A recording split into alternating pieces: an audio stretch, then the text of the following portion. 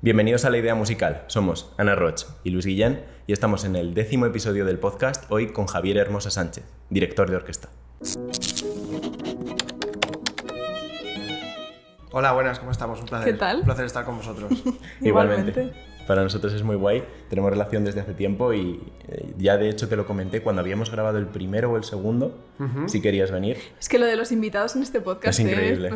Surgen solo, ¿no? Sí, pero luego no veas para cuadrar, o sea, yo creo que los músicos tenemos unos horarios... Complicados, ¿no? Sí. Es como los curas, pero trabajando en 3 semanas también. Exacto. Exacto. Sí. Es difícil cuadrar porque cada uno, claro, tienes tus horarios y además mucha gente tiene proyectos externos a un horario determinado. No es que trabaje de 9 a 5 y puedo el resto del tiempo. Es que de repente, el día 27 del mes no sé qué, me tengo que ir a... Me gusta, es una reivindicación. Señores del gobierno, pongan horarios fijos. Por favor, por favor. Y sueldos también. Todo el mundo en su horario de jornada laboral a ver conciertos. Para que nosotros trabajemos a una hora normal, ¿no? Estaría bien. Estaría bien. Bueno, no sé. Le quitaría magia, ¿no? Un Quizás poquito. sí. A esto de intentar quedar con todo el mundo cuando uno no sabe inventar horarios donde no hay, le quitaría magia, yo creo.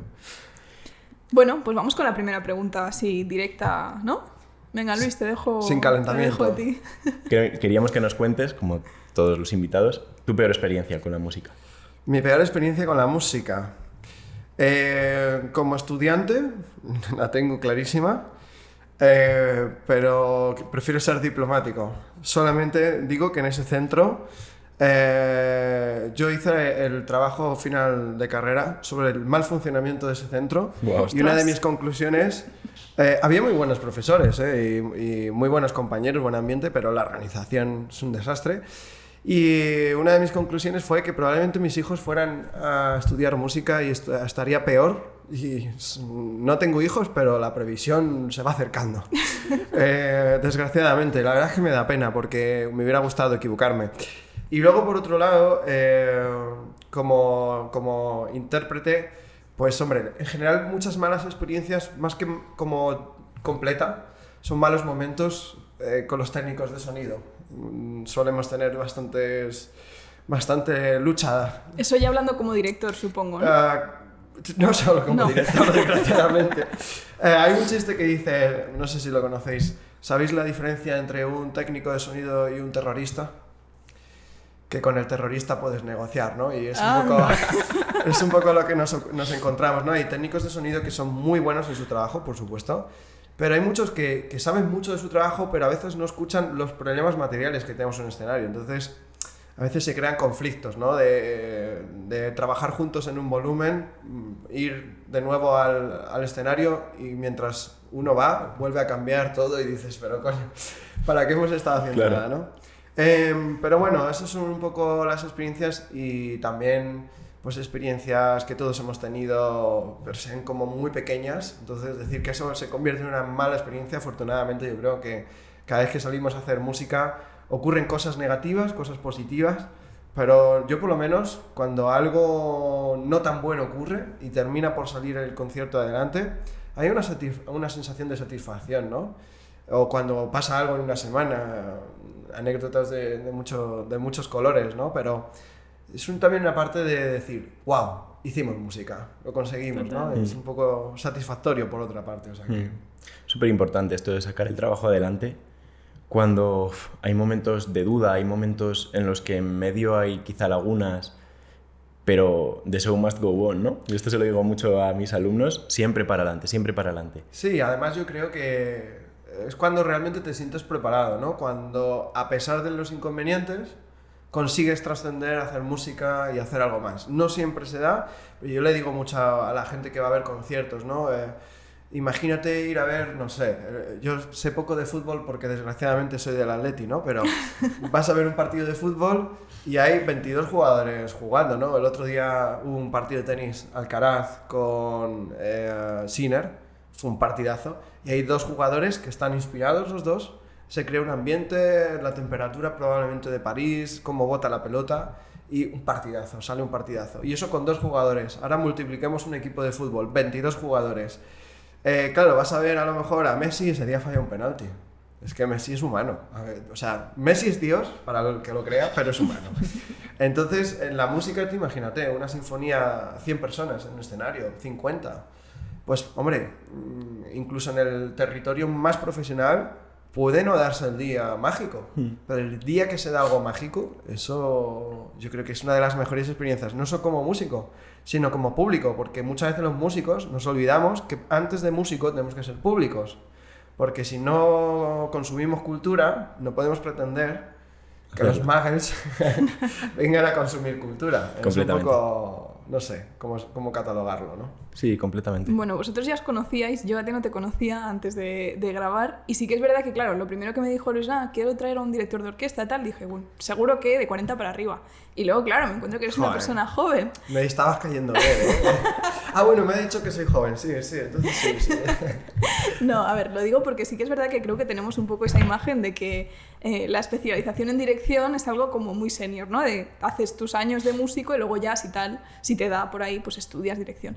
En tu caso creo que no ha sido del todo así, ¿no? Entonces creo que podría ser interesante que nos contaras un poco cómo ha sido tu camino hasta ser director y cómo lo llevas. Mi camino hasta ser director. Para empezar, considero que todavía no soy director. Vale, estoy en el proceso. Pero ejerces, o sea, a lo mejor no lo eres, pero sí que ejerces, ¿no? Ejerzo, algo así. ¿no? Me ponen de puesto de director. Dirijo, pero no soy director, no sé si me explico. Y creo que a lo mejor cuando sea director, como yo pienso que lo mismo me estoy muriendo, ¿no? Tendré 90 y pico años. La dirección es una carrera larga y afortunadamente yo creo que es una de las mejores cosas. Aprendes y hay que moldearse. Como la vida cambia, pues hombre, no sé, yo creo que cuando le hayas dado 4 vueltas a la rueda y tengas todo el repertorio, pues igual con 90 años dices, ahora ya sé dirigir, ¿no? Ahora ya soy director. Pero bueno, mi experiencia fue que me cayó una banda de amigos. Yo la verdad es que lo pienso y creo que lo que hacía era batir e inspirar, solamente inspiraba y batía. Y sobrevivía a todo, ¿no? Claro, desconocimiento de los instrumentos, de la técnica de dirección, por supuesto, pero sí con una idea clara. Eso yo creo que es lo más importante. Si tienes una idea clara y la sabes transmitir, lo demás ayuda mucho, y mucho. Sobre todo en el circuito más profesional. Desgraciadamente tuve una lesión, yo era trompetista, tuve una lesión en el labio y estuve 2 años en la Seguridad Social. Queridos médicos, tenéis que conocer un poco más a los músicos, que no es solamente una afición de pasar el rato. Me dieron corticoides y me provocaron una cicatriz que cuando, curiosamente, empezaba a calentar, estaba muy potente. A medida que iba avanzando mi estudio, cada vez que estudiaba más, tocaba peor. Porque, no sé, no era flexible, entonces tenía un punto de contacto que no se flexibilizaba, mientras el resto del cuerpo sí, era un poco... Pero bueno, tenemos una clínica de músicos maravillosa en Tarragona, no sé si la conocéis. El doctor... no me acuerdo, son como fisioterapia, no me acuerdo del doctor. El Instituto del Arte. El Instituto del Arte. Pero eso es en Terrassa, ¿no? En Terrassa, ¿y dónde he dicho yo? En Tarragona. Bueno, más o menos. Okay, ahí estaba. Está cerca. Hace ya unos años, sí, el doctor Roset me parece que se exactamente, llama. sí, señor. Sí. Y luego, pues, la fisioterapia. Ya me lo dijo un fisioterapeuta, tú tienes aquí una cicatriz, pero yo dije, ¿eso cómo va a ser, no? Y me recetaron y todo la Seguridad Social problemas psicológicos. Porque claro, yo estudiaba y todo lo que sabía no funcionaba. Y me lo llegué a creer, dije, voy a pegarme un verano de descanso y cuando vuelva en septiembre veo qué pasa. Entonces, pasaron 2 años, me recuperé bastante, pero ahí sí que psicológicamente ya estaba hundido. Y bueno, pues me metí un máster de dirección de orquesta, pero como el que no sabe dónde ir, ¿no? Y bueno, pues a veces las cosas ocurren por algo, afortunadamente. Ahí descubrí mi pasión. O sea, me encanta la música, me gusta estudiar música, me gusta tocar, pero dirigir, como también implica profundizar, ser muy friki, contactar, es una cosa que me encanta. A mí personalmente sí. O sea, que descubrí mi pasión de una desgracia. Bueno, esto es como muy típico en realidad en directores. Nos ha pasado ya, o sea, en los 10 episodios que llevamos. Conozco muy poca gente, yo creo, que sea director de primera. O sea, que diga, no, yo he nacido para ser director. Yo qué sé, ves niños con 6 años. No, pero yo quiero tocar el piano, yo quiero tocar el fagot. Yo quiero ser director, hay pocos. Sí. Yo recuerdo un director que a mí me inspiró mucho, ya fallecido. En el conservatorio tuvimos a Mancini. Él tenía un genio del siglo XX. Si queréis luego hablamos de lo que yo pienso que cambia entre el siglo XX y XXI. Pero era un maestro que de la M a la O.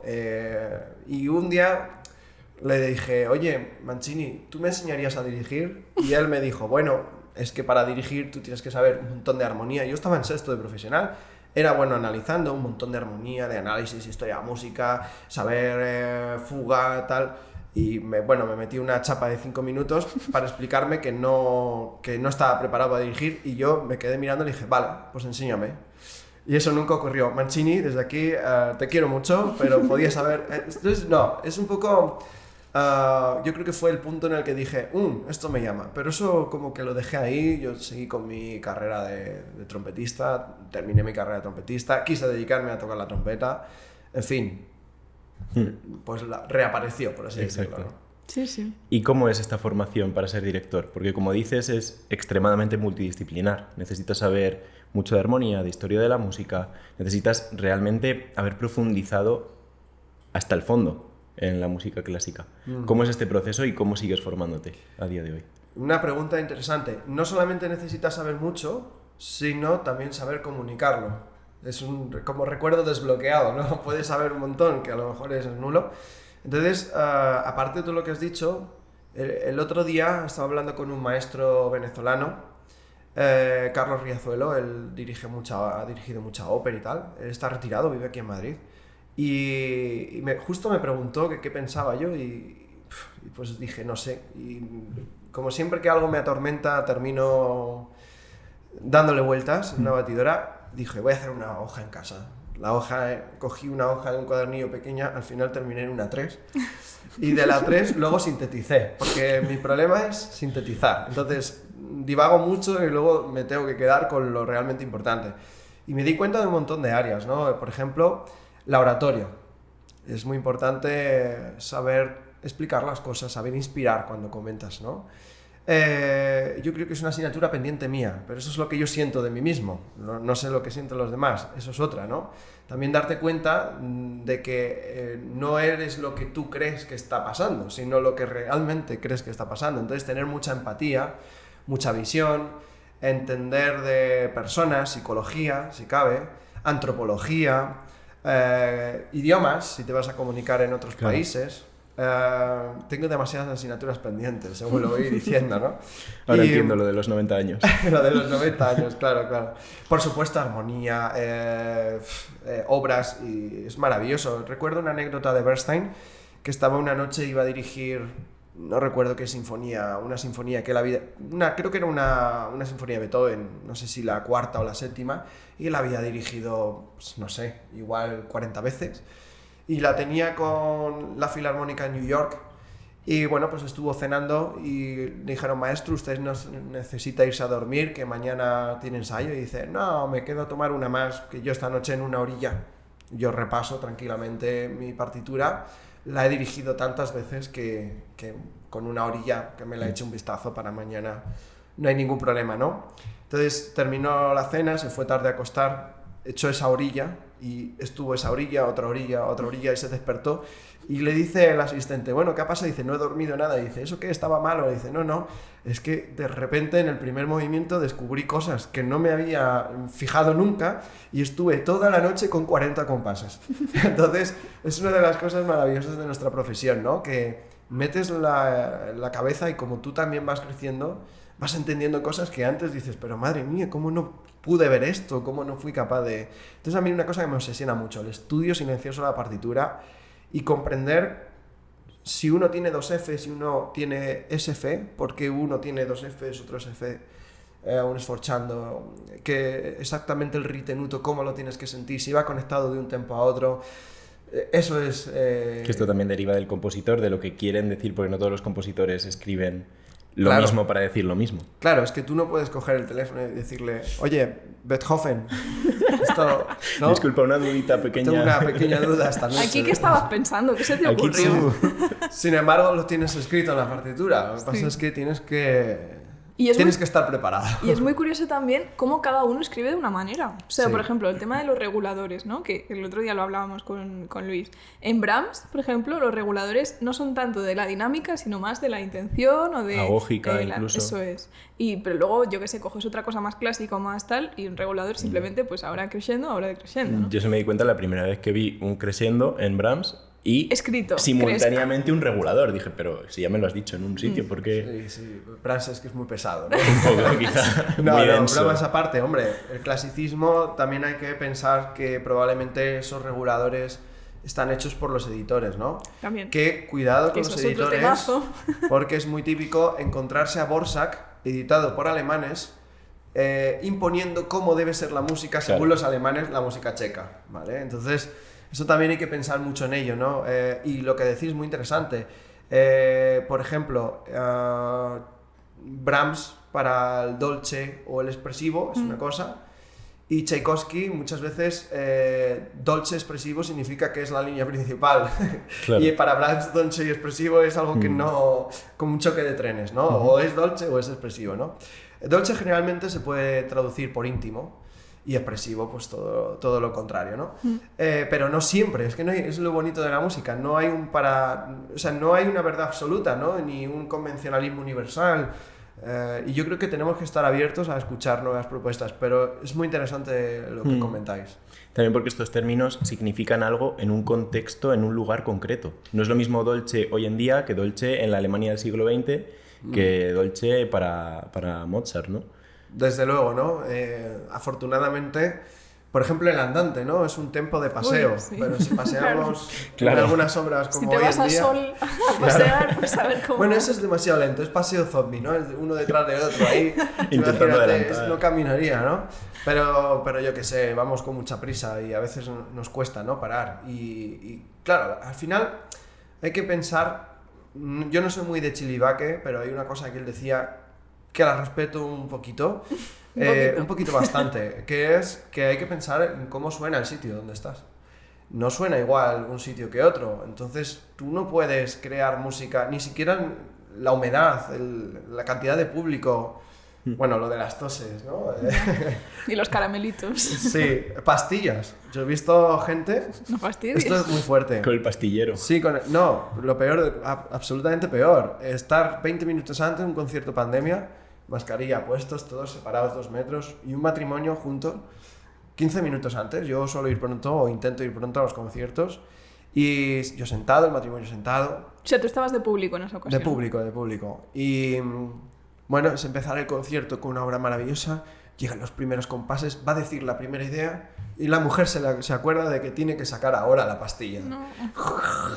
Justo son las 8:00. Digo, hostias, has estado aquí 20 minutos así, ¿sabes? Ahora quita la mascarilla, pastilla, saca la botella de agua, que por supuesto también tiene que sonar. Claro. Yo daría caramelos en los conciertos, ¿no? Con un protector del caramelo que no suene. Como, toma. De esto, bien, o sea, te ahora lo regala la orquesta. Igual que las cápsulas, que tú te la tragas entera con la fundita y todo, pues igual que hagan unas fundas comestibles de caramelo y ya está, y te lo comes y ya está. Patentado.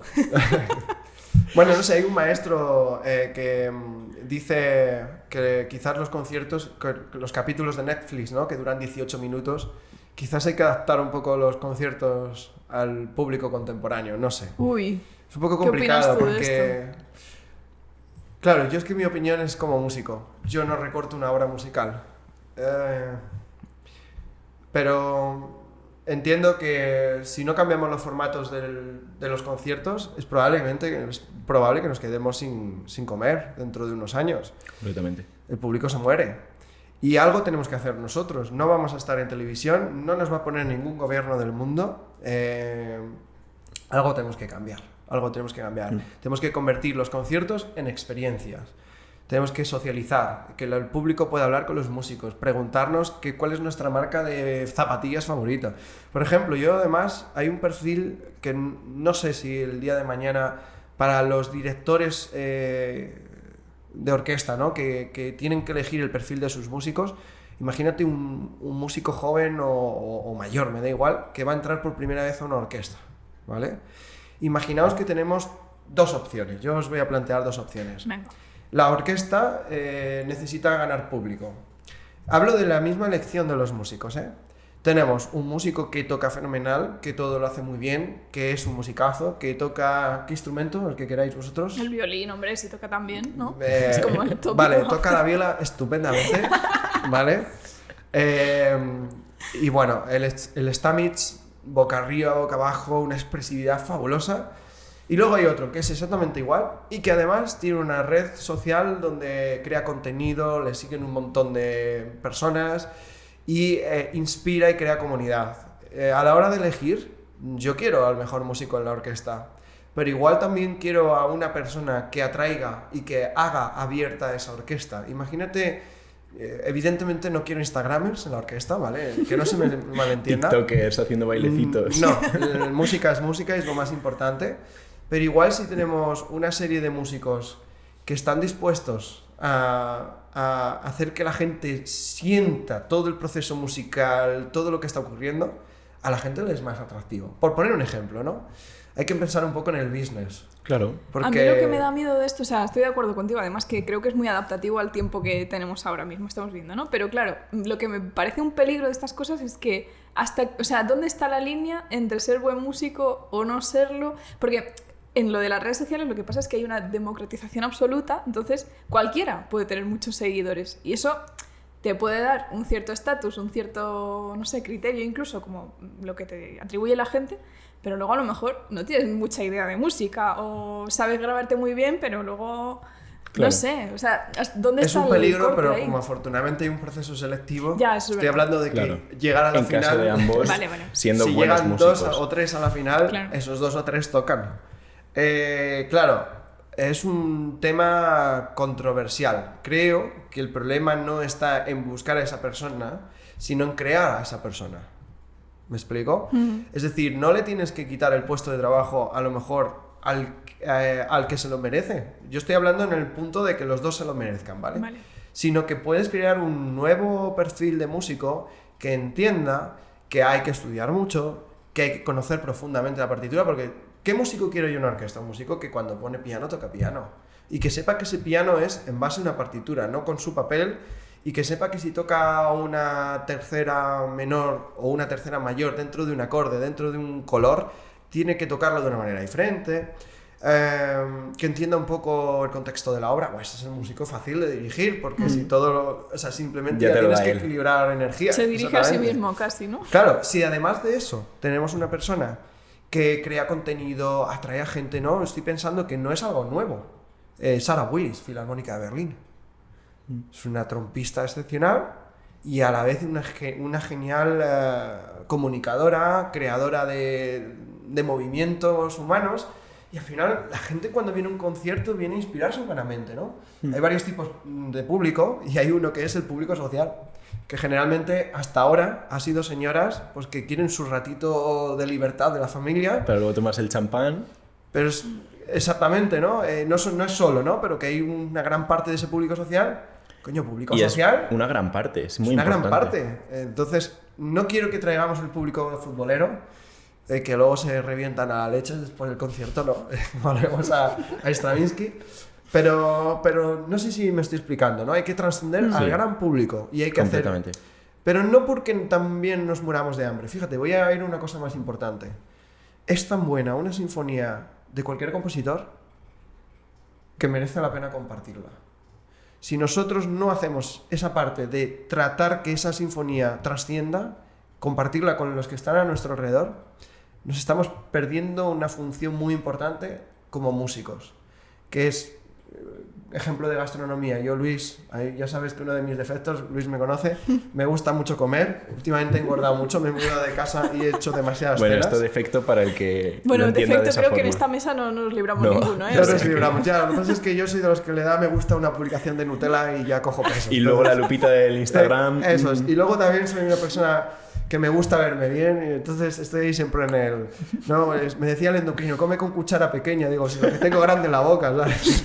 Pero bueno, bromas aparte, es como una comida, ¿no? Nosotros en España tenemos una cultura gastronómica maravillosa, y lo mejor de tener un buen producto en la mesa es compartirlo con quien tú quieras.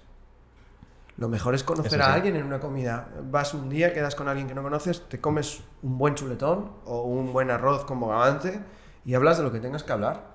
Y puedes compartir y decir, ostras, qué momento, qué recuerdo más bonito, ¿no? Es que una sinfonía de Brahms, de Beethoven, de Mahler, de Strauss, de Dvorak, también es esa calidad de música. Tenemos la obligación de compartir. Exacto. Y también llevado utilizando el mismo ejemplo de la gastronomía, ¿no? Precisamente se está perdiendo mucho de la dieta mediterránea por la occidentalización de toda la industria, ¿no? De toda la industria alimenticia. Entonces, es un problema dejar que el Foster's Hollywood se coma el pastel mientras el restaurante... Foster's Hollywood no le gusta este podcast de repente. Ya estamos perdiendo patrocinadores. Vaya, no creo que estuvieran muy interesados. No.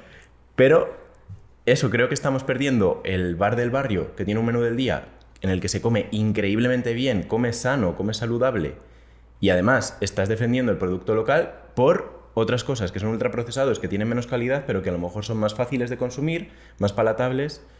Y los ultraprocesados serían los recomendados de Spotify. Entonces. Pues quizás sí, ¿no? Quizá... Yo es que no tengo Spotify, no me vais a creer. Soy de poner el YouTube a veces y me salta el vídeo de anuncios. Pero tengo una colección de cintas, de cassette, Qué guay. de discos, de vinilo y también de CDs en mi casa, sobre todo de cassettes, que la gente dice, ¿para qué quieres todo esto? Y no sé, me da cierto romanticismo, ¿no? Pero es verdad que el cassette tienes que rebobinar. Claro. ¿Vosotros habéis vivido lo del boli? De muy pequeño. Es que tenía Wallman de pequeño, entonces... Claro. Pero bueno, sí, o sea, lo que estáis diciendo, yo estoy de acuerdo en parte, porque creo que si vais a otros países del mundo, coño, es que es imposible comer en un sitio decente, es todo franquicias, ¿no? Yo creo que está bien que exista la alternativa, porque igual yo no soy de ir a McDonald's, ni no sé si se puede decir nombres, ¿no? Ya, es como cuando uno dice una palabrota y dice, claro. Se podían decir, pero ya lo has dicho, ¿no? Se censura. Sí, sí. Se pone el típico pitido. Claro. En fin, entonces, bueno, pienso que la alternativa no está mal que exista, siempre con moderación. A mí sí que me extraña la cantidad de franquicias que hay en España, ¿no? Creo que hay demasiadas, pero hay demasiadas pocas también si las comparas con otros países. Eso es un éxito, ¿eh? Porque lo han intentado muy profundamente. Pero lo importante es la música, ¿no? Yo creo que toda la música cumple su función. El canto gregoriano cumple su función. Hasta el reggaetón, que no lo considero música, pero cumple su función, ¿no? Yo creo que para diversos actos sexuales, ¿no? Es muy difícil poner canto gregoriano. Quizá no pega. No. Hombre, depende del rollo que le quieras dar. No sé, no sé, un rollo medieval igual, ¿no? Hay gustos de todos. Sí, no lo sé. Yo no soy de... Me desconcentro con música, ¿no? Pero bueno, bromas aparte, creo que es como lo que decíamos, ¿no? Puede haber un día de una emergencia y la gente va a comerse un sándwich y no pasa nada. O un bocadillo de patatas, no pasa nada. Pero otro día donde queremos pasar tiempo de calidad juntos, no nos vamos a comer un bocadillo de patatas, que está muy bueno el bocadillo de patatas. Igual ese día vamos a comer comida elaborada. Entonces, yo no pienso que haya diferentes niveles de cultura. Trabajo en música clásica, pero respeto el jazz, el flamenco, el pop, el rock. Siempre y cuando haya calidad, yo creo que hay diferentes niveles de cultura. No hay uno mejor que otro. Hay niveles más digeribles, como la comida, y niveles que exigen de un día de tranquilidad. Eso sí. Y de empaparte. Y que si todos los días nos sentáramos en una mesa a tener tranquilidad, yo creo que... Sería un poco... No lo disfrutas igual. Exacto. Pierde un poco su valor también. Sí, yo creo que también es una consecuencia de la sociedad en la que vivimos. El hecho de que esté todo tan inmediatizado, que sea todo tan rápido. Pues al final la cultura... El arte también se produce desde este punto, desde el punto de que la sociedad es lo que consume, es lo que percibe. A lo mejor el equilibrio está un poco yéndose hacia un lado y nosotros tenemos la obligación, no sé si moral, ¿no? Pero desde nuestro punto de vista de equilibrar un poco la balanza, porque es mucho más atractivo lo otro y tenemos que saber que es más fácil ponerte una canción de 3 minutos que además está pensada para que tenga los ganchos exactos que sean ultra placenteros al oído. Lo mejor de una hora en 0,5. Pues claro que es más placentero, igual que es más placentero un bollo que desayunarte una tostada. Pero no llegas nunca al clímax, no lo construyes. Claro. Es todo pim pam. Claro. No hay construcción, ¿no? Hay que darle un espacio a todo y pienso que eso implica reivindicar un poco el nuestro. Desde luego. Y además, yo voy a decir algo... O sea, voy a decir algo que yo pienso. Es como... Voy a empezar con una frase que ya desdice todo lo que vaya a decir, pero bueno. Es correcta, es cierta. Yo no soy conspiranoico en absoluto. Pero sí que intento ser objetivo y es mucho más fácil gobernar a un pueblo estúpido que a un pueblo inteligente. Entonces, en este sentido, el arte molesta. Y hay muchas veces que se prohíbe el arte obligándolo. Voy a poner un ejemplo. Yo no recuerdo ahora cuando están mandando el Quijote. Creo que son 9 o 10 años en el colegio. 11, quizás. Vamos a poner que son 12 años. A una persona de 12 años normal le mandan leer el Quijote y luego después del Quijote la Celestina, 5 horas con Mario, que son grandes obras de literatura.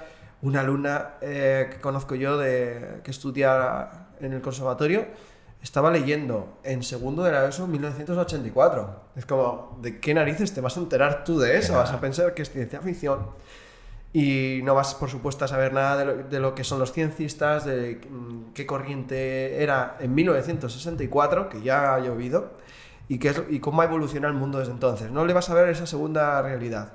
Entonces, la mejor manera de prohibir algo es obligándolo. Te obligan a leer todos los libros, nadie quiere leer. Claro. Y es una pena. Y yo me he leído libros 10 años después de la obligación y ¡guau! Este libro era maravilloso, pero ¿cómo no entendía esto? Por ejemplo, ¿conocéis uno que es Pepita Jiménez? No. Yo creo que lo leí en cuarto de la ESO. No sé si me lo tuve que leer o al final lo evité de alguna manera, pero sí que estaba ahí en la lista El rincondelvago.com. El rincón, ostras, sigue existiendo, pero ya no es consultado ni por los profesores. Es que ChatGPT se lo ha comido Sí, todo. se lo ha comido todo. El ChatGPT, eso exactamente, sí. Bueno, el caso, recuerdo que no sé, estaba en cuarto de la ESO. Yo era bastante inmaduro. No inmaduro, ¿no? Que yo llevaba es que eso es otra, ¿no? Yo llevaba mi propio proceso de aprendizaje y entonces en algunas circunstancias estaba muy por encima de la media y en otras estaba pues por debajo. Entonces te mandan leer Pepita Jiménez en cuarto de la ESO, que yo supe ciertas cosas de los Reyes Magos con 13 años, ¿sabes? O sea, estamos hablando que yo decidía creer, ¿no? Siempre decido ilusión, aunque me vaya a meter la hostia gorda después, no importa. Entonces, claro, yo me leo Pepita Jiménez y entiendo que está hablando 10 capítulos de Dios y un capítulo de amor.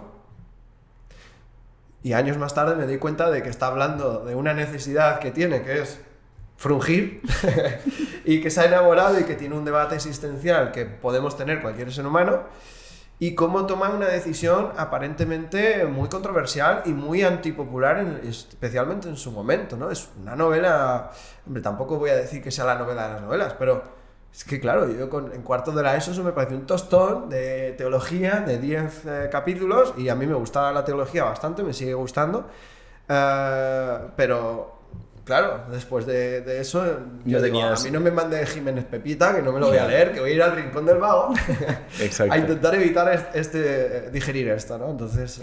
Sí, te falta la preparación, te falta ese bagaje cultural también, experimental, incluso de experiencia, como para poder entender esas obras. Me está pasando un poco lo mismo.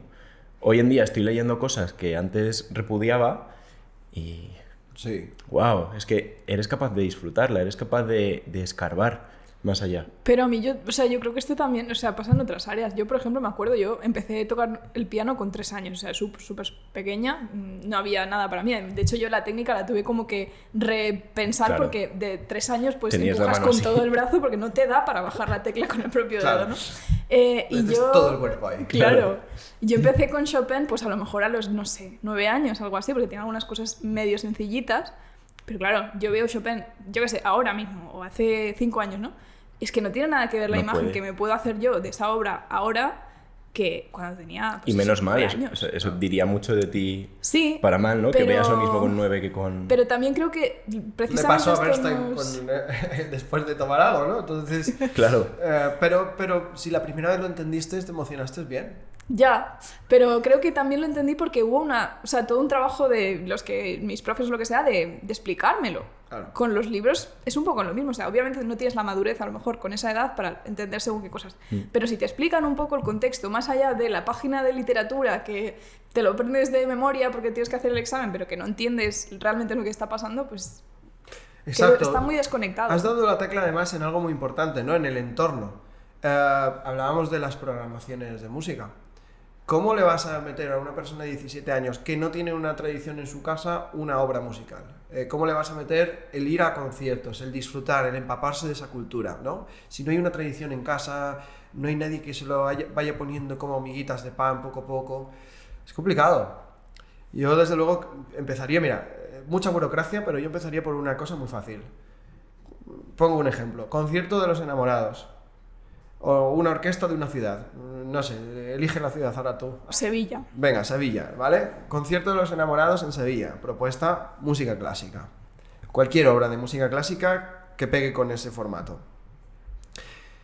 Imaginaos que tú coges a todos los grandes restaurantes de la ciudad, no los que cuestan 180 euros, no. Para jóvenes. Vamos a poner una cena entre 25 y 45 euros con una calidad gastronómica interesante. Un buen vino, por supuesto no sevillano. No, bromas aparte, bromas aparte. Un buen vino. Yo es que soy mucho de ir a La Rioja y decir, ¿qué quieres? Y digo, un buen vino. Y dice, ¿cuál? Un Riberita, ¿no? Y al revés. Claro, así la gente me quiere pegar. Me lo gano, si es que me lo gano. Pues. Bueno, dicho esto, pues coges a los restaurantes de la ciudad y propones un formato. Una entrada de un concierto, no sé. Si en vez de 25 euros la cena, 35 euros, por poner un ejemplo. Incluye concierto, cena y algo que ocurra entre el concierto y la cena. Es decir, que en la cena se hable del concierto de alguna manera y que esas parejas puedan hacer un plan diferente. Tú vas un día y al siguiente te traes a tu amigo. Bueno, traerse un amigo en una cena de pareja es un poco raro, pero bueno, me explico. Hoy en día hay que estar abierto a posibilidades. Claro. O sea... Claro, entonces, ¿cómo educas a una generación que le ha faltado esto? Es difícil, ¿no? Los profesores, ¿cómo cambias todo lo que has hecho mal? No sé si has aprendido así. Puedes intentar formarte, pero tú no vas a ser la llave del cambio. Probablemente claro. Los que están estudiando contigo lo puedan llegar a ser. Pero tú no, tú estás torcido, una rama torcida, puedes enderezar, pero eso está ahí. Por eso los cambios llevan tanto tiempo. Lleva mucho tiempo, pero si no empezamos, eso es. Queda más tiempo todavía, ¿no? Eso es. Es súper interesante esto de acercar el formato del concierto a una experiencia que quizá está más conectada con lo que se busca hoy en día. Porque se consumen más experiencias que nunca. Y nos estamos quedando muy atrás en eso, porque seguimos obcecadísimos con la imagen. No, el concierto tiene que ser, pues es que a lo mejor hay que buscar este tipo de propuestas.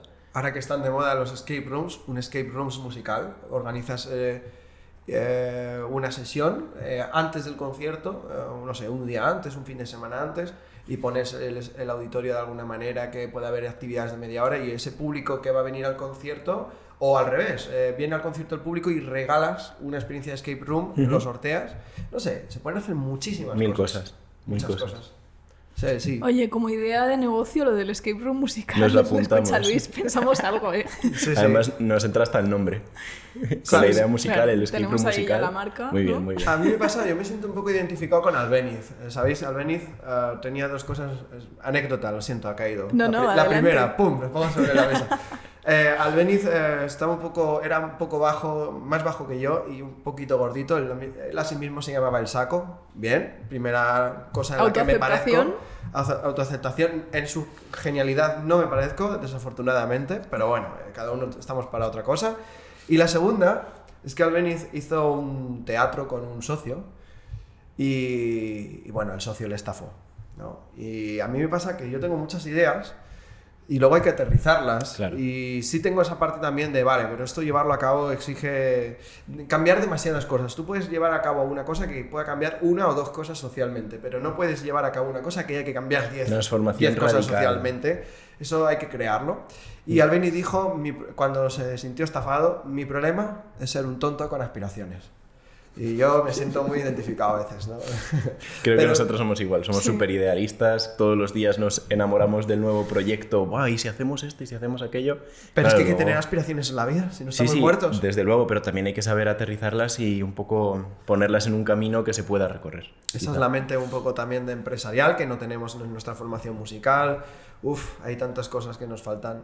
Completamente. Que no acabaríamos, pero bueno, un poco eso, el pensar que tenemos que publicitar la música y que tenemos también que generar productos para, con nuestra responsabilidad, mandar las obras de un genio al gran público. O sea, al final ese es nuestro trabajo. Aparte tienes que tocar bien un maldito instrumento por lo menos, hacer bien tu trabajo, por supuesto que sí. Pero esa parte hay que cuidarla también. Es importante. Sí, sí. Ya que has sacado una anécdota, sabemos que eres como muy friki de estas cosas, de anécdotas de compositores, realidades. Sí. Entonces, queríamos darte un poco banda ancha, que nos cuentes alguna cosa.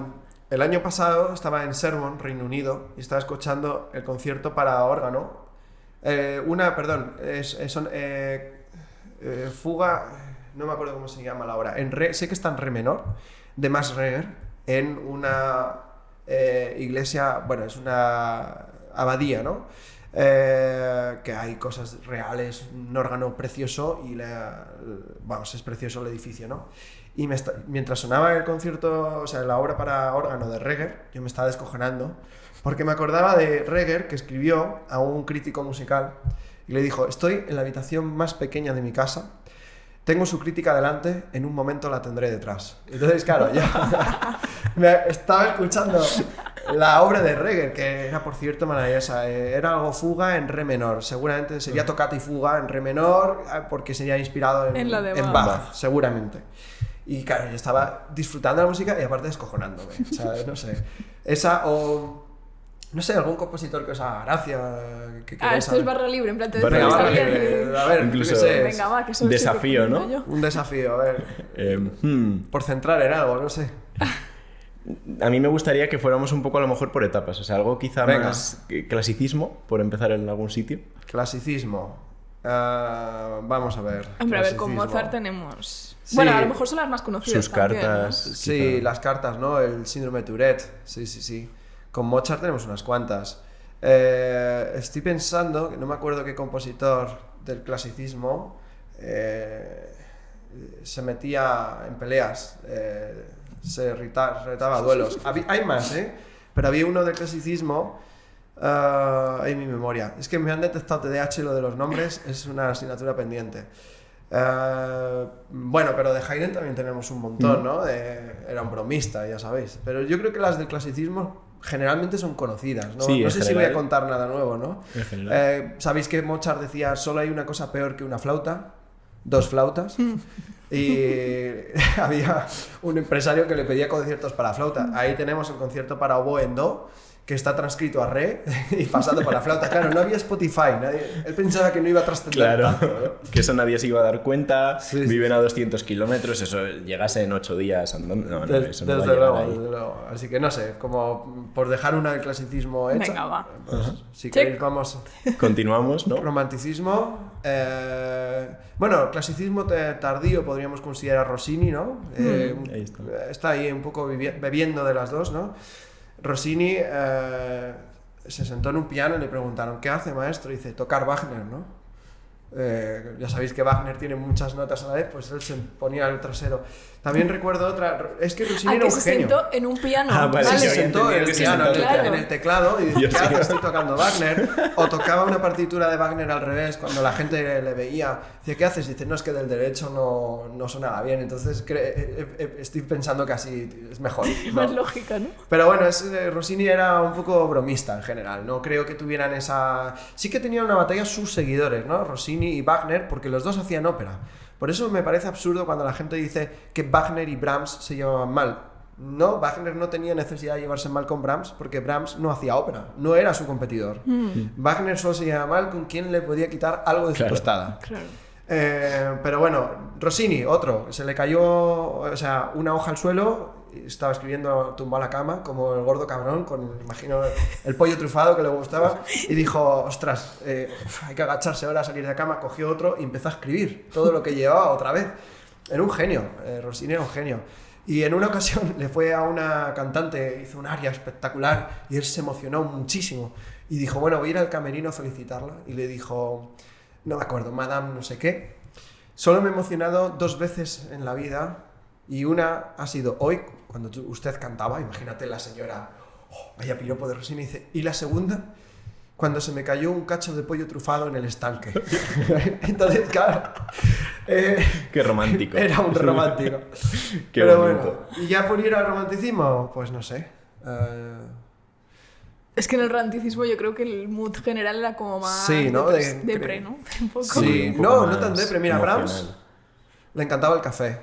Por ejemplo, estaba en Viena tomando un café. En Viena son muy típicos los cafeses. Y antiguamente se mezclaba con archicoria, que era un sucedáneo al Sí. café para abaratar el coste. Venía de las Américas y claro, pues... Entonces Brahms levanta la mano y llama a la camarera o camarero y dice: oye, mira, ¿tienen archicoria en este local? Y dice: por supuesto, señor. Y dice: ay, ¿podría traerme toda la archicoria que tienen aquí? Y la señora extrañada, sí, por supuesto, le trae una bolsa con achicoria y dice, ¿esto es toda la achicoria que tienen en el restaurante? Y dice, sí, es toda. ¿Seguro? Sí, dice, pues ahora vaya y hágame un café como Dios manda. ¿No? Entonces, también te viene esta parte de... Claro.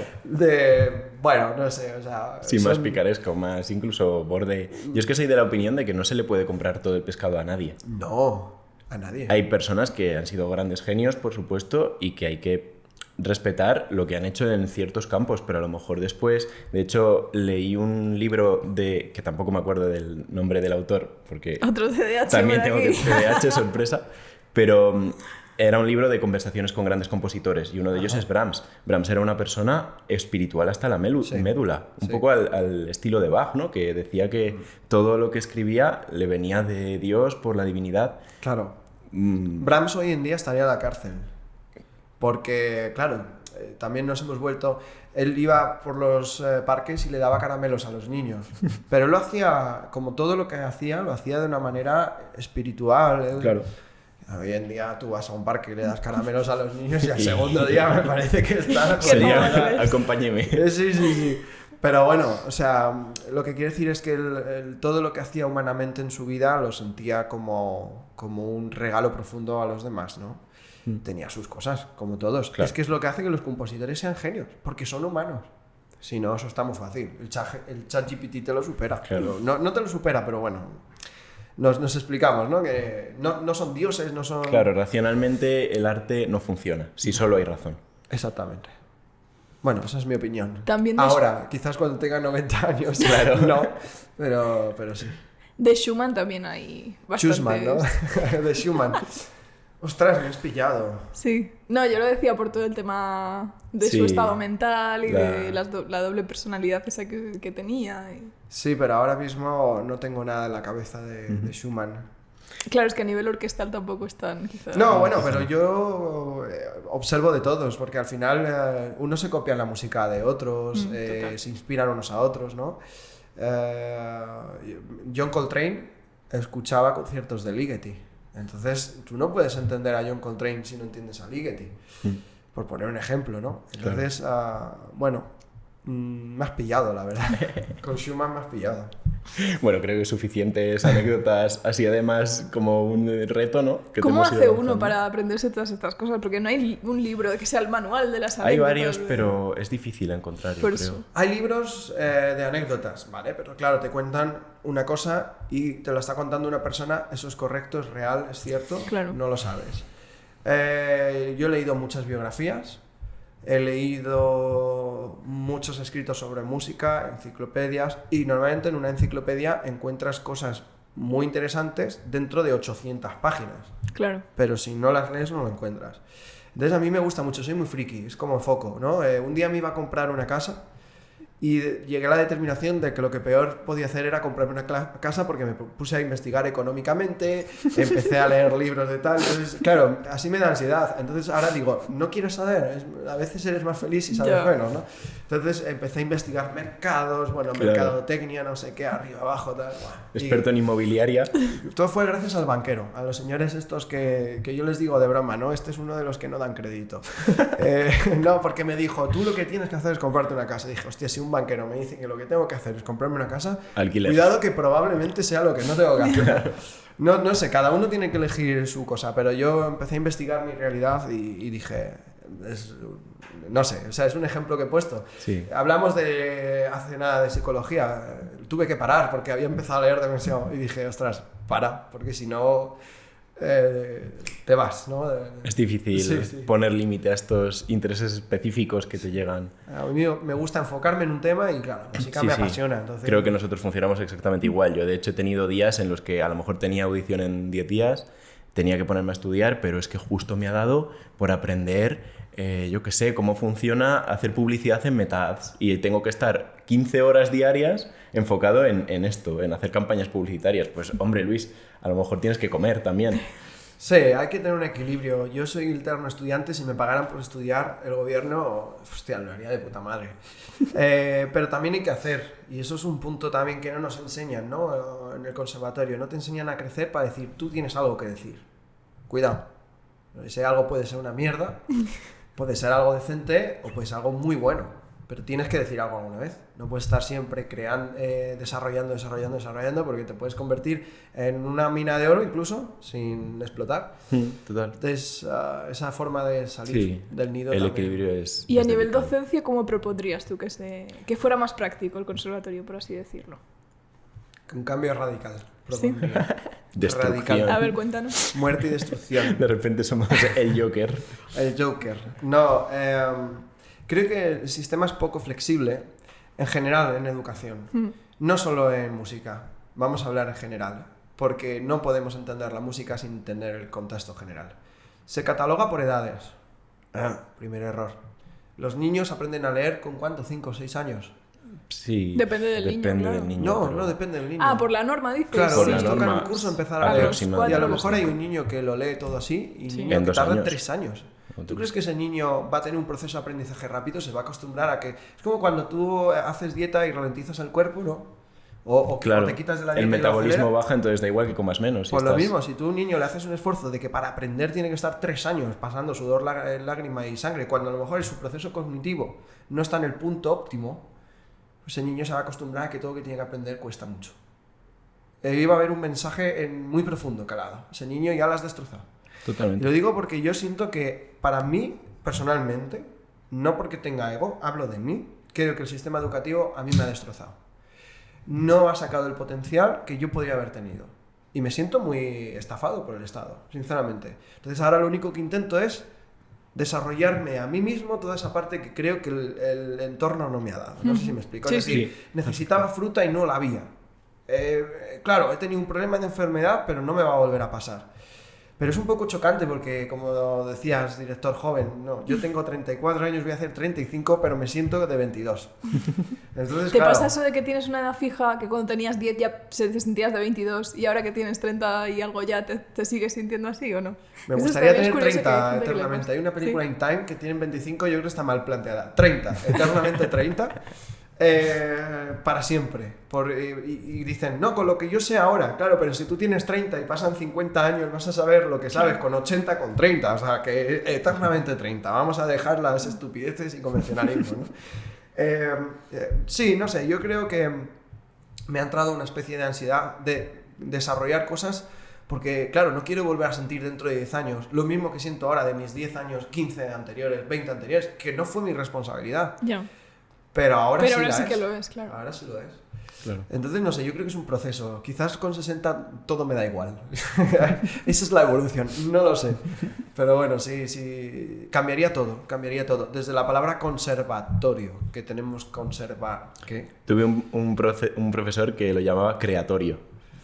¿Quién era? Por curiosidad. Un clarinetista. Un clarinetista.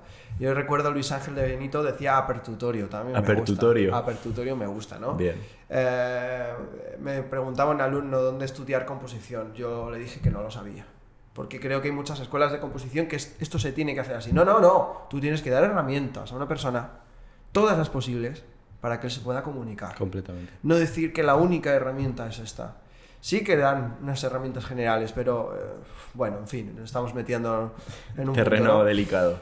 De hecho, Alberto Bernal, que fue invitado del podcast, nos decía que él no consideraba que un alumno tuviera que estudiar más de 3 años, 2 años seguidos composición con un mismo profesor. Claro, es que que debería ver haber un formas. equipo de composición, ¿no? Hombre, hay grandes profesores de composición históricos. Todos han muerto. Nadia Boulanger, Lili Boulanger, dos chicas que su música es excepcional. Me recuerdo no recuerdo de quién de las dos es, un salmo que es Me oprimieron desde mi juventud. Es una música maravillosa. No recuerdo de quién es. Pero es que fueron profesoras de los más grandes. De hecho, la música introductoria del podcast es de Lili De Lili. Boulanger, precisamente. Pues mira, para la siguiente tengo que venir estudiado, ¿no? No. Quiero decir, creo que se han generado demasiadas escuelas y lo que hay que tener es una escuela global. Si tú lo piensas en el mundo de la música, es normal que haya música española, rusa, francesa. ¿Sabéis cuál es la diferencia entre la música alemana y la italiana?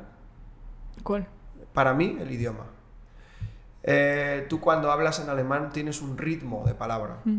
Entonces es normal que tu forma de estructurar la comunicación vaya un poco en base a ese ritmo. No digo que sea exactamente como cuando uno habla alemán, pero hay ciertas similitudes. No, y que el idioma también condiciona el pensamiento, o sea... Exacto. Es una rueda. La cultura, todo. Exacto. Pero si os fijáis, en Rusia, ¿qué tipos de compositores encontramos? Encontramos dos, rusos y soviéticos. Vale. Y cuando tú quieres llegar al canal de comunicación, hay compositores soviéticos que son maravillosos. Shostakovich, para su desgracia. Pero el canal de comunicación de los rusos era mucho más libre. Entonces, claro, la censura, ¿no? Y la música, claro. o los problemas, ¿no? Y la música, ¿no? Shostakovich estaba siempre con un traje, imaginaos, con un traje, una época, un traje y un maletín, mientras su mujer dormía, él se cambiaba en silencio y se ponía en el pasillo de su casa, porque pensaba que se le iban a llevar por delante para no montar el lío. Imaginaos vivir así, ¿no? Entonces, claro, hay compositores rusos y soviéticos. Lo que quiere decir es que hay que abrir el canal de comunicación. Ya ha habido ejemplos en la historia de esto hay que hacerlo así. Bueno, ¿y por qué no? Tchaikovsky, compositor que todo el mundo conoce, yo creo que es el público, el gran público es el que más le gusta. No sé si está considerado o es uno de los que... Y sin embargo era muy anticuado para su época. Sí. Cuando escribía Tchaikovsky, solo se lo permitían por ser Tchaikovsky, pero es que es su canal de comunicación, porque lo que está diciendo es sincero, es humano y es real. Y al final eso es lo importante. Entonces, ¿qué cambia en el conservatorio? Eso, las experiencias tienen que ser reales. Tú tienes que crear un músico en todos los sentidos. Tienes que entender que hay una persona con una edad diferente en el sistema educativo, con un proceso de aprendizaje diferente. Claro, los suecos con 10 años saben 3 idiomas. Claro, no han estado 3 años aprendiendo a leer, han estado un mes. Entonces aprender otro idioma no va a ser cuestión de 5 años. Claro. Ni aprender reglas, va a ser experimentar. Colegio, no, vamos a estudiar las plantas. Mira, esto es no sé qué, perenne, no sé cuál, en un libro. Vete al bosque. Yo recuerdo una vez de ir a excursión.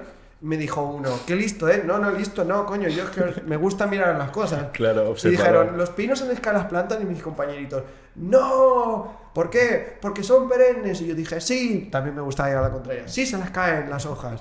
Pero ¿cómo dices eso? ¿Cómo que se le caen las hojas? Digo, mirad en el suelo. Si es que están todas ahí, yo tendría 6 años. Y todos, ¡ah! Y dijo un profesor, qué listo es. No soy listo. No soy listo. No sé nada más que los demás. Solo que me he olvidado el libro. He visto ahí las hojas y he visto que había me ha preguntado una persona si estas, y yo he pensado, a ver, ¿qué puedo saber yo? Miro aquí, miro allá, miro aquí. Sí, se les caen las hojas. Ya está, punto, ¿sabes? O sea, nos matan. Este conocimiento intuitivo lo capa el sistema completamente. Completamente. Yo trabajo en un conservatorio, afortunadamente es privado, lo que te permite que dentro de... Tienes que cumplir con la ley y, por supuesto, luego puedes flexibilizar dentro de... Pero ya tienes una limitación. Una limitación que a veces está bien, ojo, porque también darle demasiada libertad...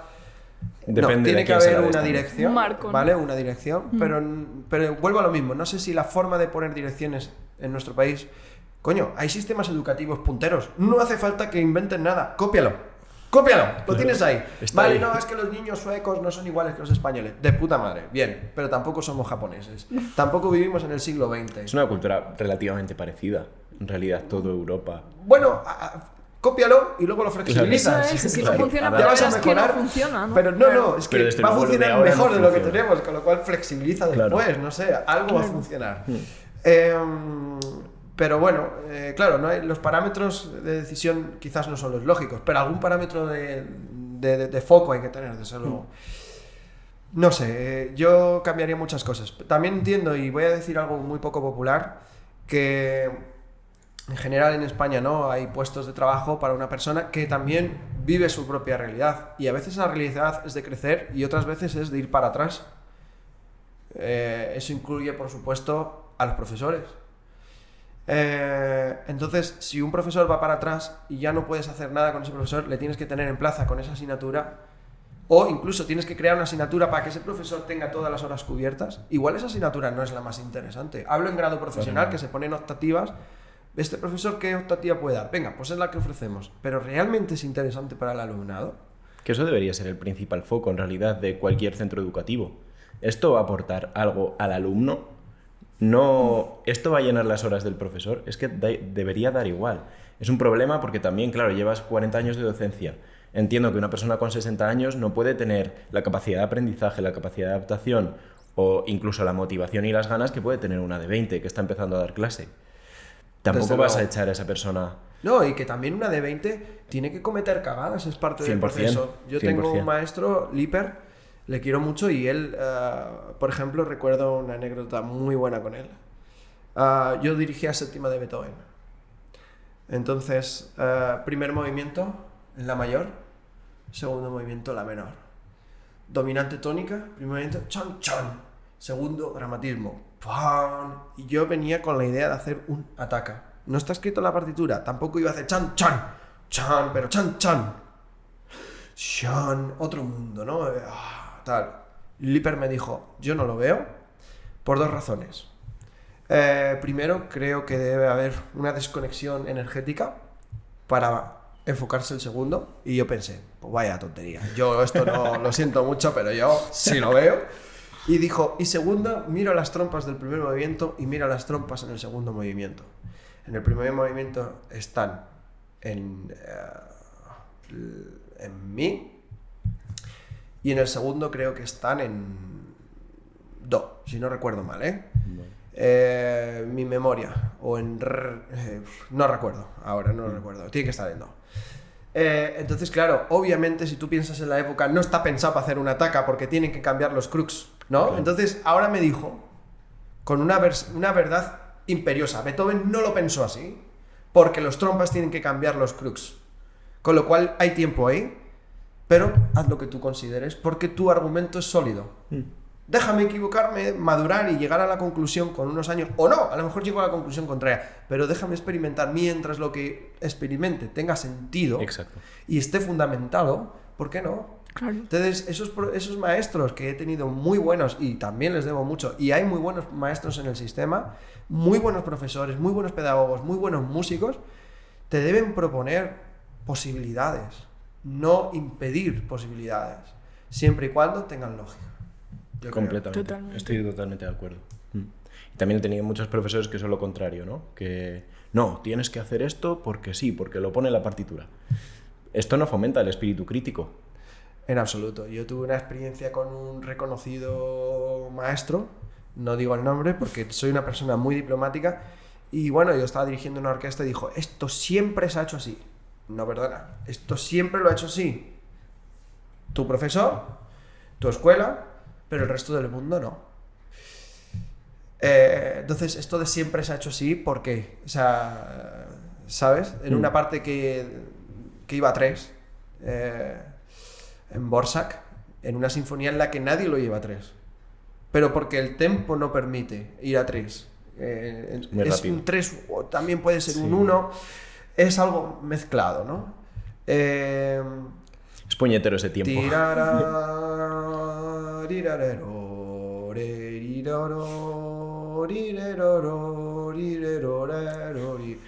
Se fracciona. Es mi opinión en este momento. Quizás dentro de 60 años dije, esto siempre tiene que ser a 3. No lo sé, pero creo que nunca todo tiene que ser siempre de una manera. Siempre se hace así. ¿Por qué? Igual esto va a 1 y los músicos no saben leer y tienes que ir a 3. 1, 2, 3. 1, 2, 3. Be careful. No me jodas.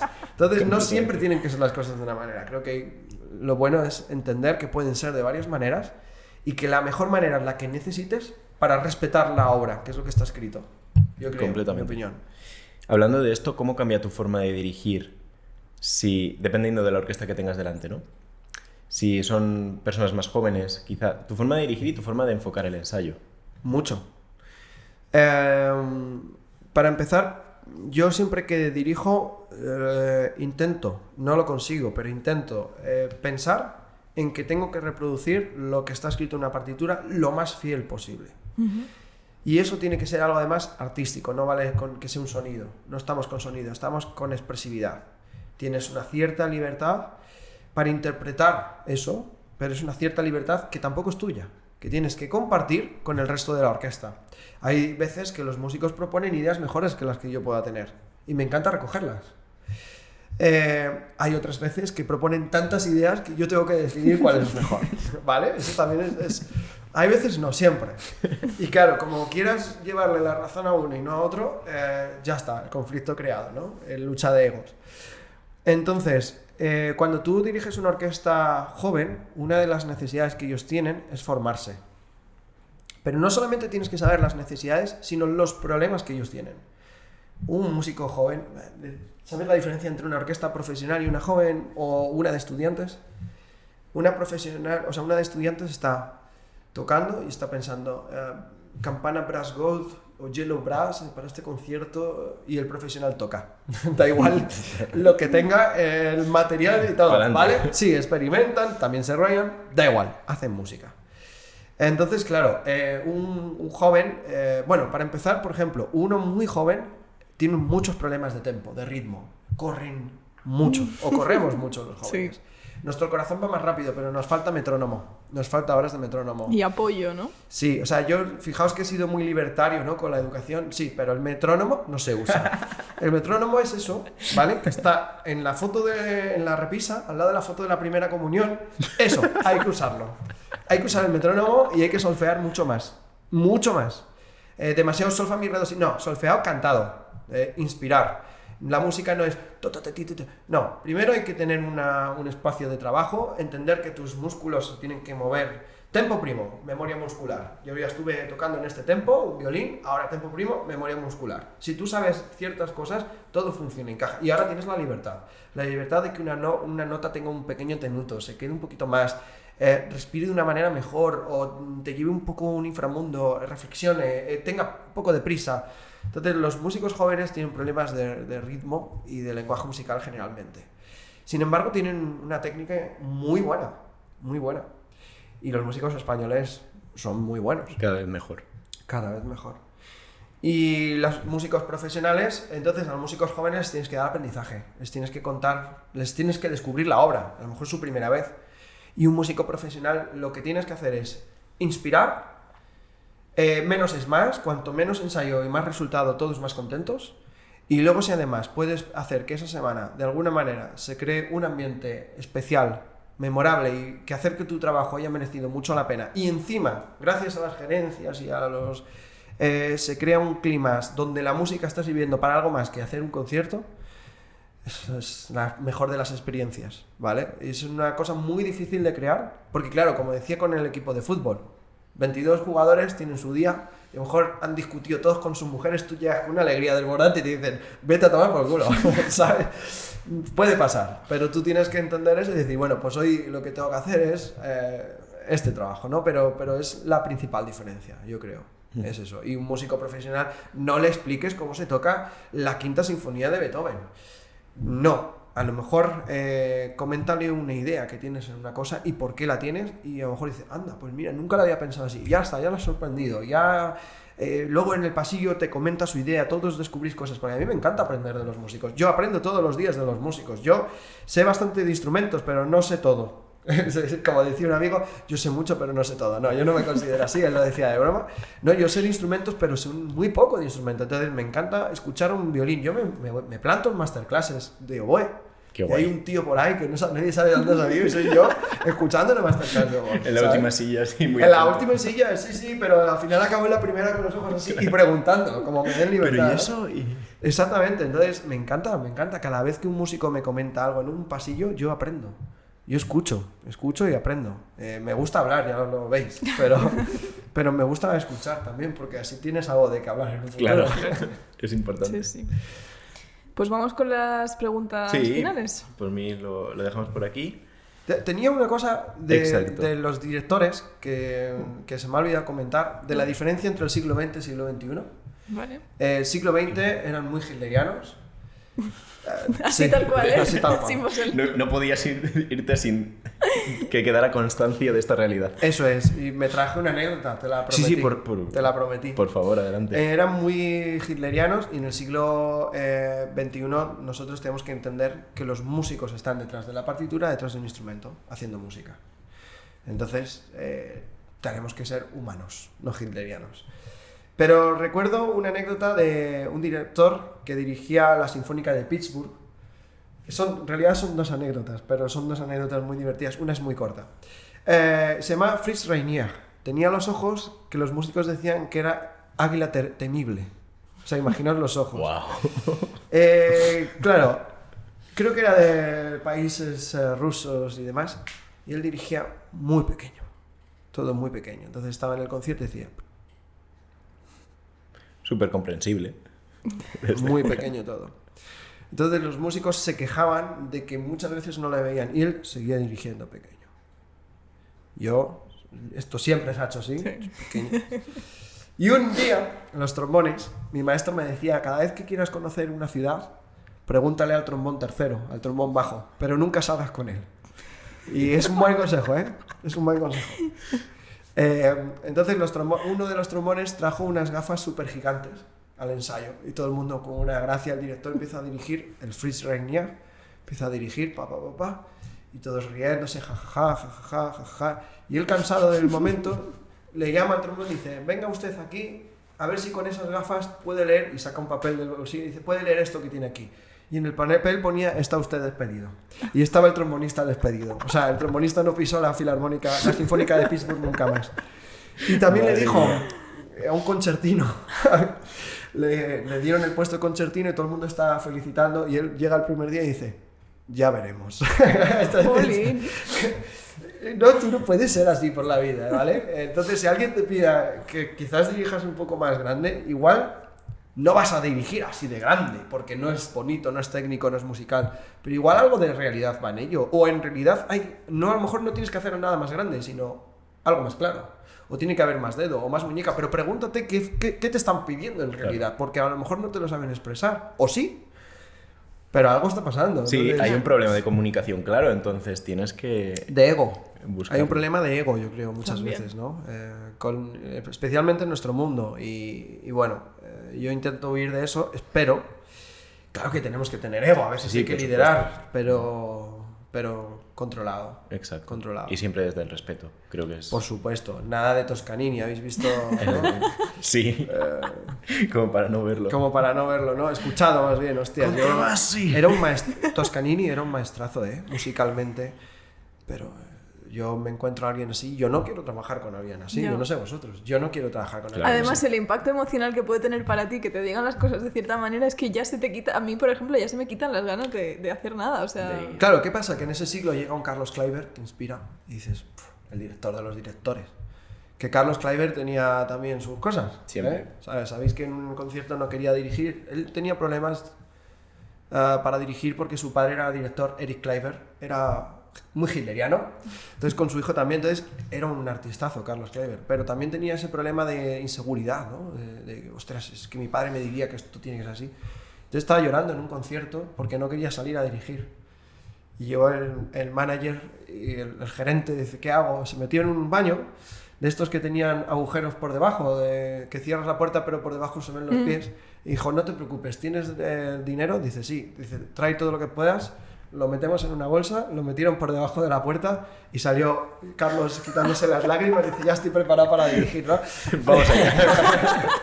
Pero él sí que tenía sus cosas, ¿no? De llamar a un gerente y salir de una gira mañana a Tokio o donde sea, él pedía siempre muchos ensayos, y decir al gerente de la Filarmónica de Viena, que no le temblaba, decir, señor no sé quién, desde ayer mis honorarios han cambiado. ¿Pero qué dices? Si ya lo tenemos cerrado. No, pues si tú quieres, mis honorarios han cambiado, ¿no? Pero era un genio, tú le ves dirigir, inspiraba, ¿no?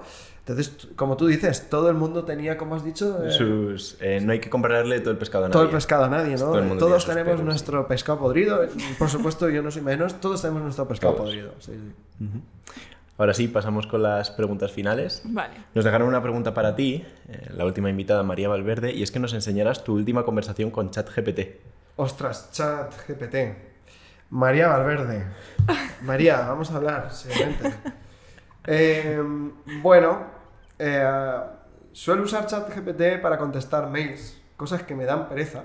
Burocracia. Es como el ayudante perfecto para esas cosas. Burocracia. Un personal assistant, pero hay que explicarme demasiado al personal assistant. Quizás sí, es un poco tonto. El otro día me dijeron, Carlos Riazuel me dijo, cuando le dije que a mí no me gustaba ser mucho el foco de atención porque habían puesto un autobús con mi cara y que Eso no me había gustado. Me dijo que me tenía que dar soda eso. Entonces yo entendí que en venezolano soda es como que te tiene que dar igual.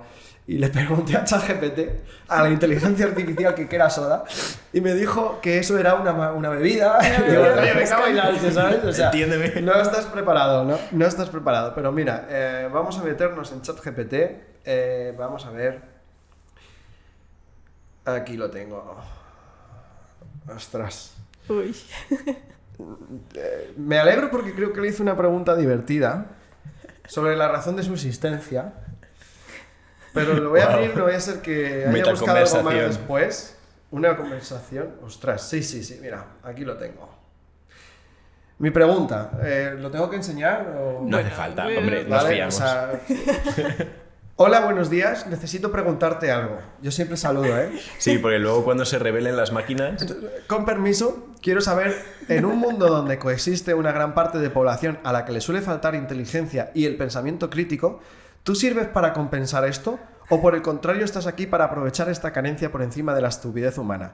También me gustaría saber, teniendo en cuenta que vivimos una vida donde la tendencia es que el tiempo nos coma nuestro sistema biológico, es decir, que socialmente vamos a una velocidad que biológicamente no es sano, si tú vienes a compensar esto o por el contrario se va a acelerar aún más, esclavizándonos ya por completo y deshumanizando lo poco que nos falta. Wow, lo típico. Todo te lo pregunto con el máximo respeto y cariño y sin querer tener ningún tipo de consecuencias negativas cuando gobiernes a los humanos. Muchas gracias y que pases un genial día. Pues eso, lo que todo el mundo un lunes por la tarde hace, escribirle al...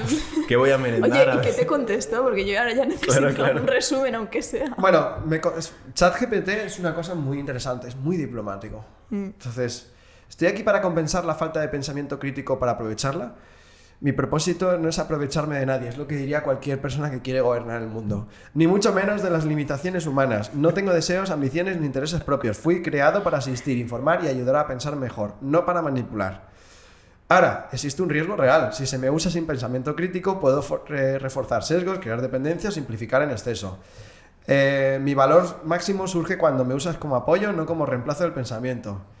Pero lo interesante es la segunda, lo de la velocidad. Dice, puedo liberar tiempo y carga mental, puedo ser un contrapeso a la sobrecarga. Estoy leyendo lo que ChatGPT me ha marcado como negrita, ¿vale? Lo digo porque existe el riesgo real de deshumanización, lo dice ChatGPT. Un sistema que valora más la productividad que el bienestar, sí puedo ser una muleta que acelere ese camino hacia la deshumanización. Reflexión final, básicamente soy como un cuchillo, utilízame bien, ¿vale? Dice, no puedo ser útil si me usas con intención y criterio. Es decir, estás apelando al sentido común, que es el menos común de los sentidos. No. ChatGPT es muy peligroso, esa fue mi conclusión. No, y además que ahora ya se está poniendo, incluso a mí me salen anuncios y tal, de paga no sé qué cuota para salir en ChatGPT, que cuando le preguntas, ostras, pues las empresas aparezcan antes, o sí. O sea, todo lo que era el SEO antes del posicionamiento web cuando tú buscas en Google y tal, claro, se es está que es yendo inteligencia al ChatGPT. No sé si visteis una entrevista a Melendi de La Resistencia, que le hicieron una entrevista llena de faltadas. Él pidió que le hicieran una entrevista de faltadas, me pareció muy divertido. Mira que la música de Melendi no me parece tan divertida, pero la entrevista me pareció muy divertida. Es un personaje. Es un personaje, yo creo que es buen tipo. Y le preguntaron, ahora que está la inteligencia artificial, ¿tú qué opinas que se hagan canciones con inteligencia artificial como persona que nunca ha hecho una canción con inteligencia, ¿no? Entonces, Melendi se despollaba. Eran todas faltadas de codicias. Sí.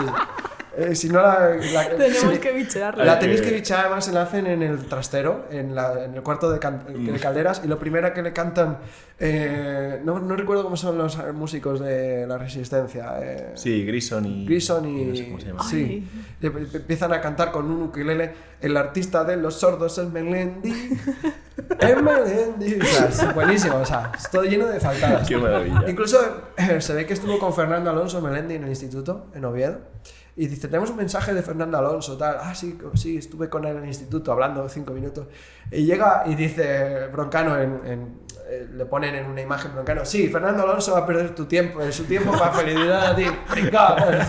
Es sentido del humor, que también es una cosa que nos falta, ¿no? Romperse ego. Somos humanos, vamos a reírnos de nosotros mismos pues un poco. Sí. Es muy importante. Oye, pues la veremos, ¿eh? Muy, sí. o sea, y nada, muy buena reflexión esta junto a ChatGPT de la mano. La verdad que sí. Y ahora nos queda que nos dejes tú una pregunta para el siguiente invitado, claro. Vale.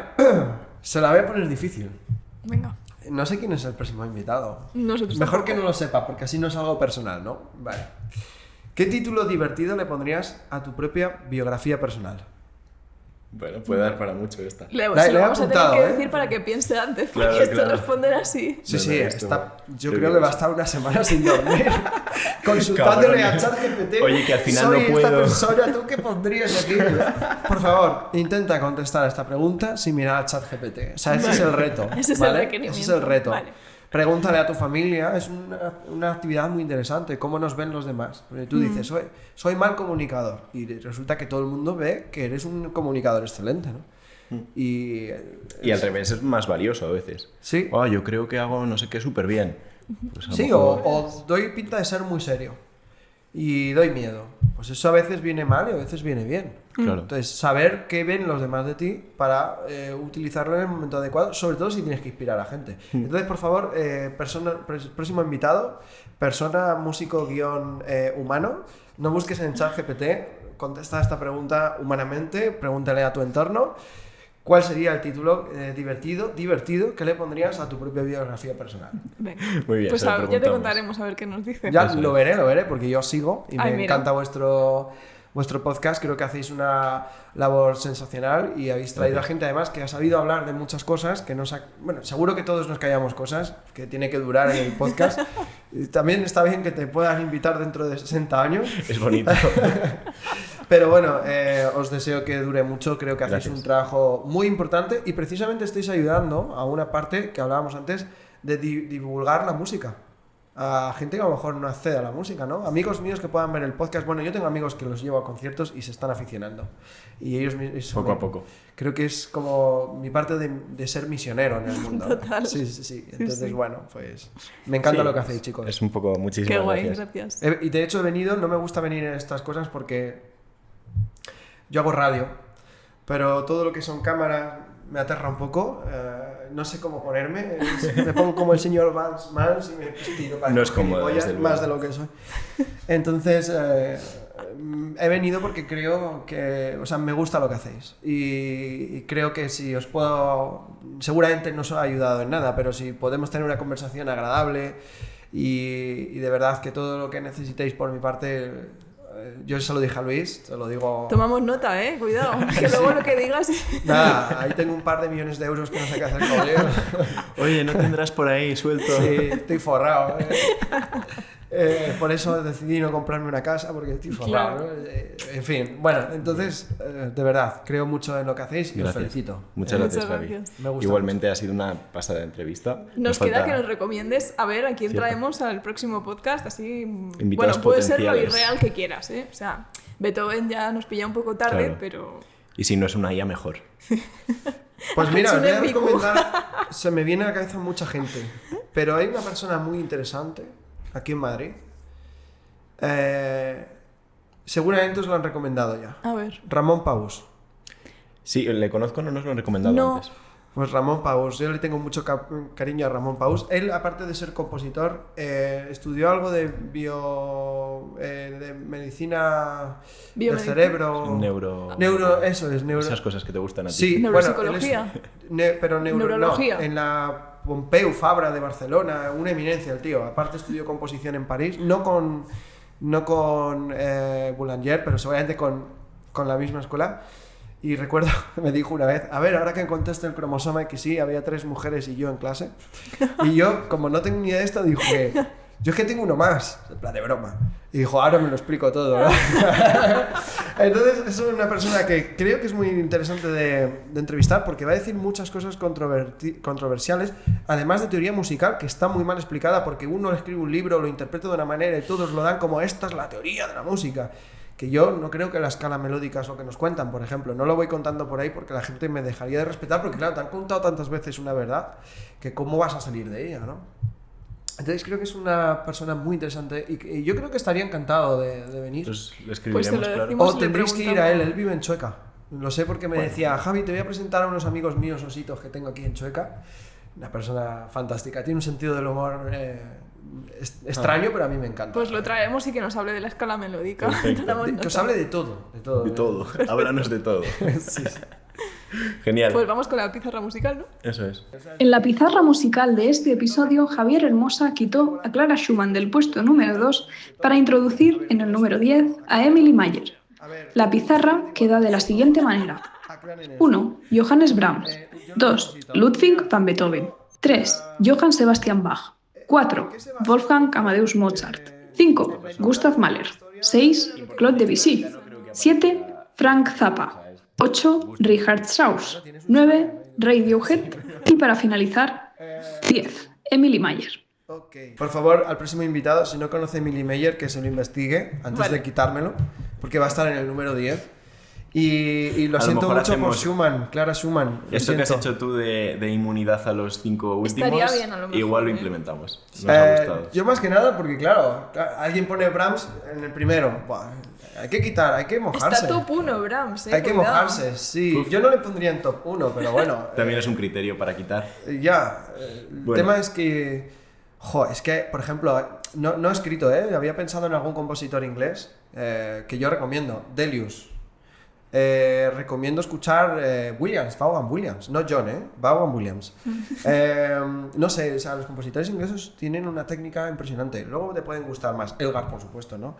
Yo divulgaría compositores. Sibelius, que en España se escucha bien poco, bien buen compositor. Por eso es que todos son geniales. Yo no sé si podría poner del 1 al 10. Es difícil, lo hicimos un poco peleándonos nosotros, sí, 10 nos nombres, costó lo suyo, y luego han ido entrando. Pues lo siento, Clara Schumann. No sé si me puedo llevar el papelito. Por supuesto. Por lo menos para ponerlo en mi cuarto y sentir un poco... es que me siento fatal ahora. Bueno, Javi, pues muchas gracias, ha sido un placer. Muchas gracias. La charla. Ha sido un placer. Bueno, un placer. Lo mismo. Y esperamos verte pronto en algún concierto. Igualmente, iremos invitados, a escucharte. invitadísimos. Genial. Muchas gracias. Gracias.